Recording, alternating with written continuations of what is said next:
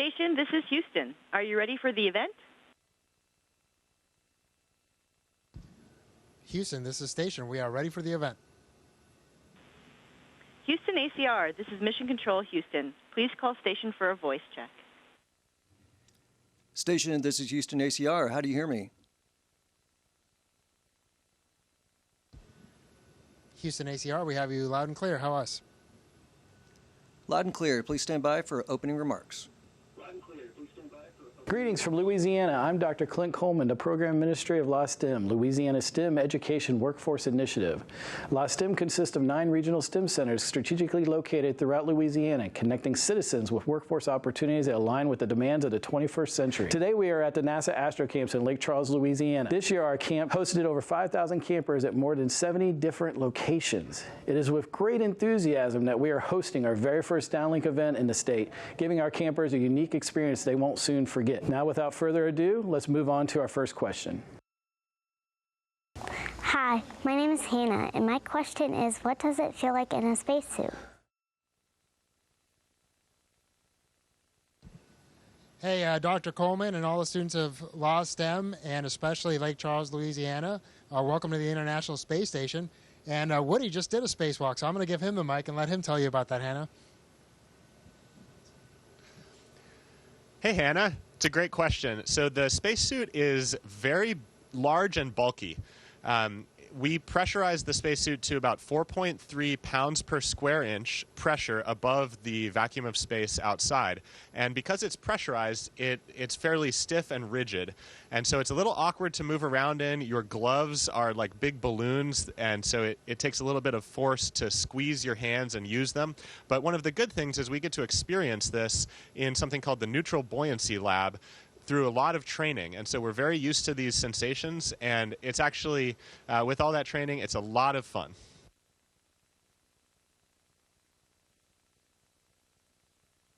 Hi, my name is Elijah. My question is how you sleep. Hey, Elijah. You know what? We sleep really well in space because you don't have any pressure points. You just kind of float. And so where we actually sleep, it's called crew quarters, and it's about the size of a phone booth.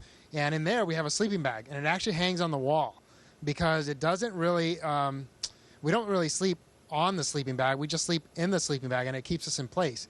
And if you've ever seen an ultrasound of a baby in the womb where they just kind of hang out with their knees up and their arms like that, your body tends to relax in that position.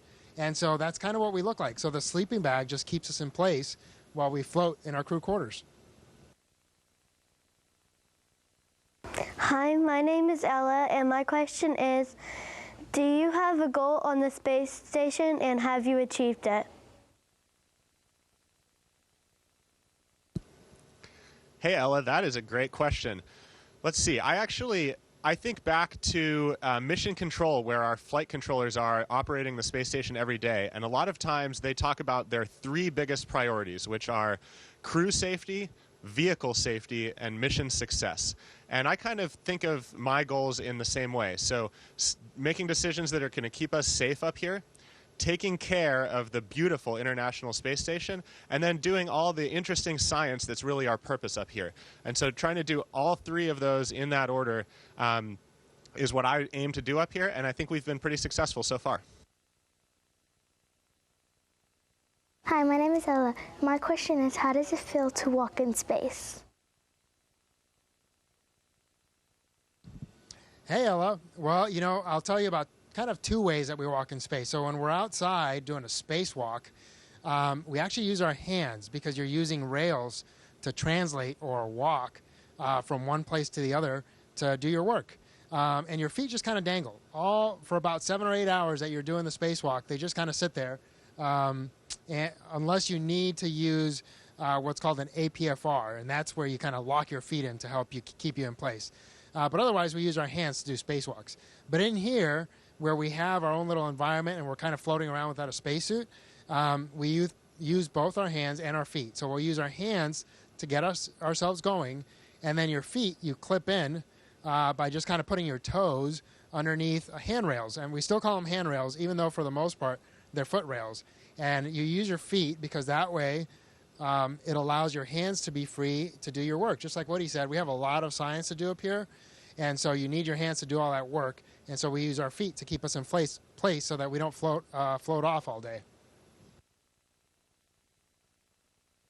Hi, my name is James. My question is, what is your favorite thing to do in space?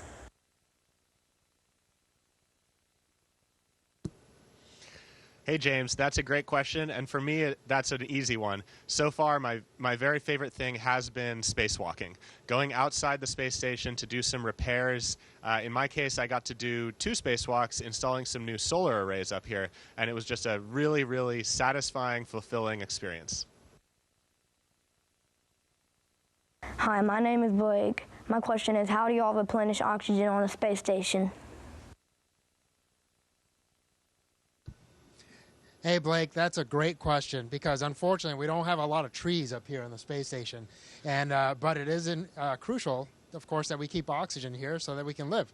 And so we have really one primary way, and that's called electrolysis. So our life support system takes the carbon dioxide out of the air so that it keeps it clean, and then to generate new oxygen, we split water molecules, and we just use an electrical current, and that breaks up the water molecule, which, as you know, is H2O, and we get rid of the hydrogen, and we keep the oxygen, and that's how we breathe up here. Hi, my name is Kennedy, and my question is, what are the types of tasks that you must do on the space station daily?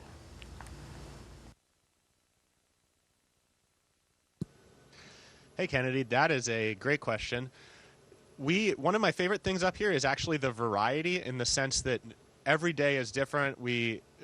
One day we might be spacewalking, another day we might be doing science, another day we might be doing maintenance. But there are a few things that we do almost every single day. We sleep, we eat, we got to go to the bathroom. We have a couple conferences every day with our control teams around the world. We have one called the Morning Daily Planning Conference and one called the Evening Daily Planning Conference, and that's just a chance to sync up with control teams. And then the final one that we spend a lot of time on is exercising. We need to stay strong for our return to Earth, and so we spend about 2.5 hours every day doing resistance exercise as well as cardiovascular exercise. Hi, I'm Jonathan, and my question is, what's the coolest thing or trick you can do in space that's not possible here on Earth? Hey, Jonathan. Well, I think all of us love to just float around. And I'll tell you about a fun game that we play. We call it astronaut bowling. But instead of trying to hit stuff, you're actually trying really hard not to hit anything. And we start on one end of the space station, and we push ourselves off, and we see how far we can get before we bump into anything. And anything that you touch lightly, right, because we don't really want to be bumping into anything really hard because there's a lot of important electronics and life support items up here. So essentially, wherever you first touch something is where you're called out. And then whoever gets the furthest that day wins. So that's a lot of fun. Most of us can make it 10 to 20 feet, but sometimes you go all the way from where Crew Dragon is at the very front of the station all the way to the end of the USOS module at Node 1, which is where we eat. And that's probably about 100 feet. That's a pretty good round of astronaut bowling. Hi, my name is Carter, and my question is, what happens if you sneeze in space?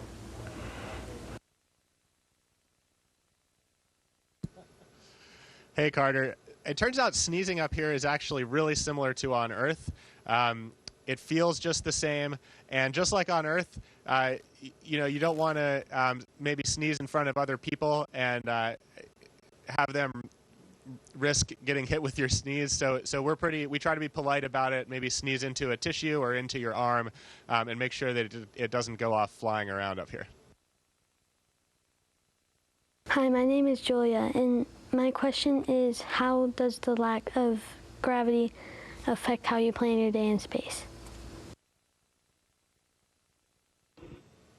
Hey, Julia. That's a great question, and it kind of lets us talk about something as far as a slight misconception. So we actually do have gravity up here. What we don't have is called G-loading.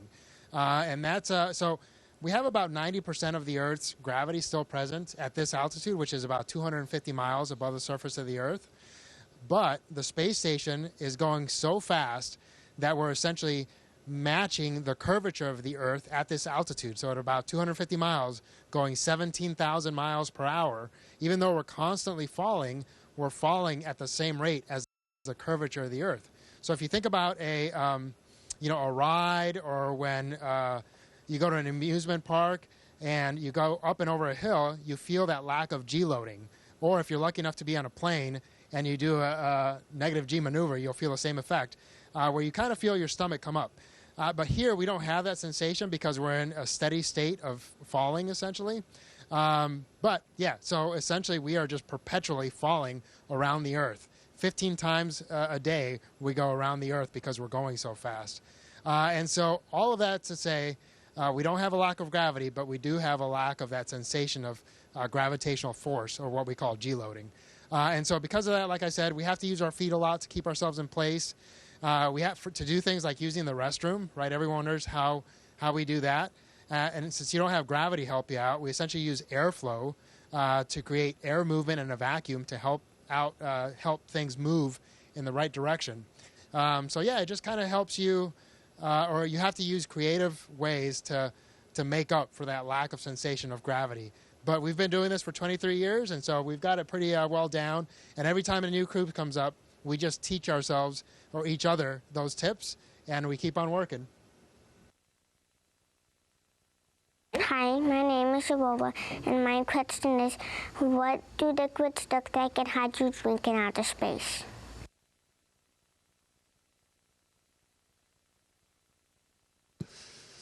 Hey, Aurora. That's one of my favorite things up here. Liquids are really interesting up here, particularly water. So I'm going to get Frank's help here. We actually have some water that we can show you.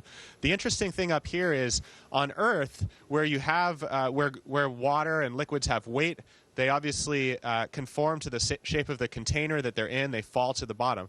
Up here, they're all weightless. And so, as Frank's showing you, we get these bubbles. The forces are dominated by surface tension, and you can even drink these before they get too far away.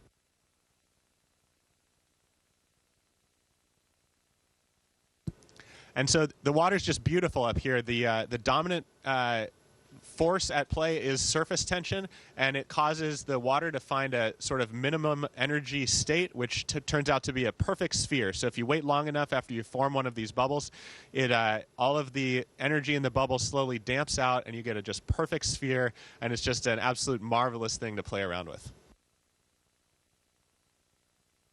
Hi, my name is Mason, and my question is, how is it like in outer space?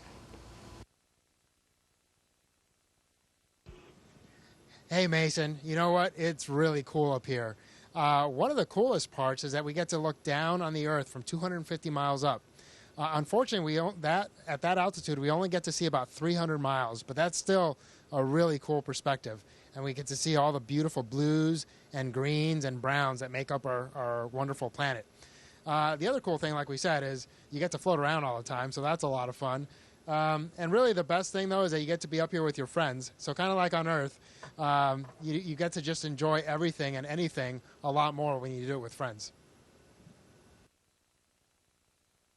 Hi, I'm Matthew, and my question is, how do astronauts shower in space?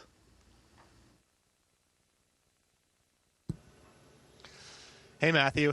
That's a really important one. We exercise a lot every day. We're sweating, so it's really important to be able to do what we call hygiene, or really showering.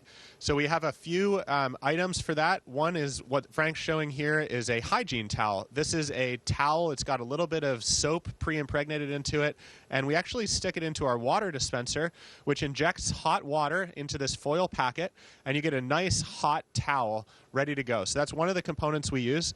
I typically also use the water dispenser to fill up a bag full of just warm water to use. And I'll usually start with that hygiene towel, and just towel myself off. And then, kind of like we were showing earlier, since the water just sticks to anything, it sticks to yourself. So you can put the water on yourself. It just sticks in place, and you can actually use soap and get a little bit of a lather going. And then I take a dry towel, I wipe all that soap off, and then I usually do another round of sticking the water to myself, kind of making sure that I've cleaned up all the soap, and then toweling that off. So it's not quite as satisfying as a shower on Earth, but it works pretty well, and we stay quite clean up here.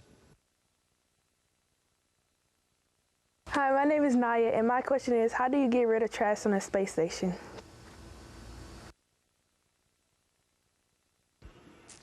Hey, Naya. Yeah, that's a great question, because we do generate a fair amount of trash up here because, for instance, we can't really do laundry, and so we will wear the same clothing for a few days, and then you change out, and you have to get rid of that clothing eventually, right? Same thing, our food comes up in these little packets to protect it from radiation, and you create a lot of trash just from all the protection that you use for your food. So what we do is we put all those things in these bags, we keep them really compact, and we store them. And when we get a new cargo spacecraft, like the Cygnus that just came up a few days ago, those cargo spacecraft come up with a lot of science, a lot of supplies, different items like that. So we take that all out, empty it out, and then we fill it back up with all of our trash. And not just anything that we generate, but also some of the science generates trash, or some of the equipment that breaks, and that can be considered trash if it's not going to go back to Earth and get fixed and get flown back up. So all of that stuff that becomes trash gets put back in, for instance, the Cygnus spacecraft. We fill it up as much as we can, close it up, and then those spacecraft don't have a heat shield.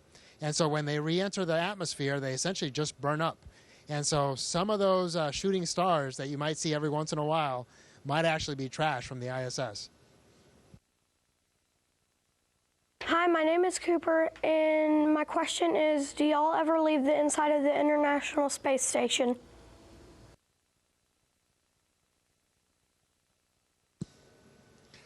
Hey, Cooper, we sure do. Let's see. There's really only two ways that we do that. Number one, obviously, when we come back home, when we go back to Earth, we get in our spacecraft. So in my case, that is a SpaceX Dragon capsule. Frank flew up actually on a Soyuz spacecraft. But in either case, we get into that spacecraft and we head home. The other time we leave the space station, the inside of the space station, is during spacewalks. And so in that case, in here, we have one atmosphere of pressure. We're here in just normal clothing, T-shirts. We can survive easily in here. But out in the vacuum of space, we would not be able to survive. So we actually take our own little spacecraft, which is our spacesuit. And it's a self-contained system that keeps us alive out in the vacuum of space. So to go outside and do that, we get in something called the airlock. Once we're inside the airlock, we close a hatch, and we lower the pressure inside all the way down to vacuum, just like the outside of the space station. And then we open another hatch that takes us outside, and we get to go outside and do our work on our spacewalk. Hi, my name is Leo, and my question is, when a rocket launches, does it break the sound barrier?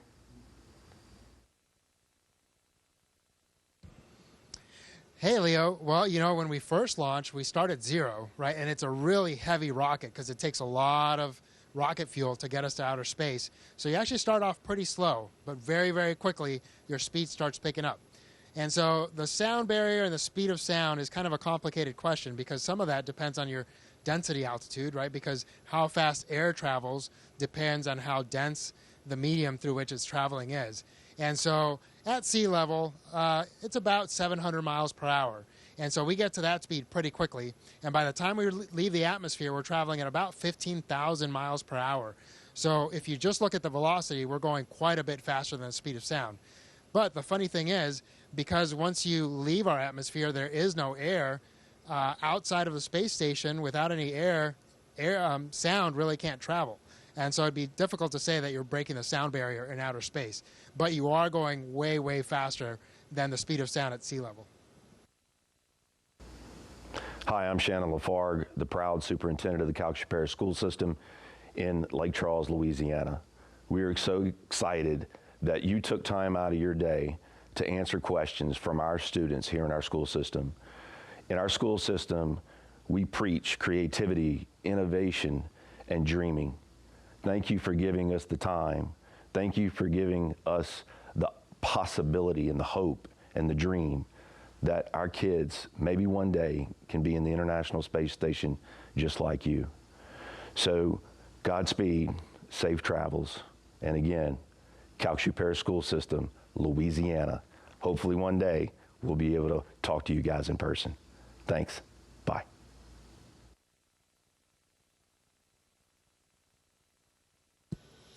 Well, thank you so much. We just want to say, on behalf of the Expedition 69 crew, it was a wonderful experience getting to talk to the students of the LA STEM program.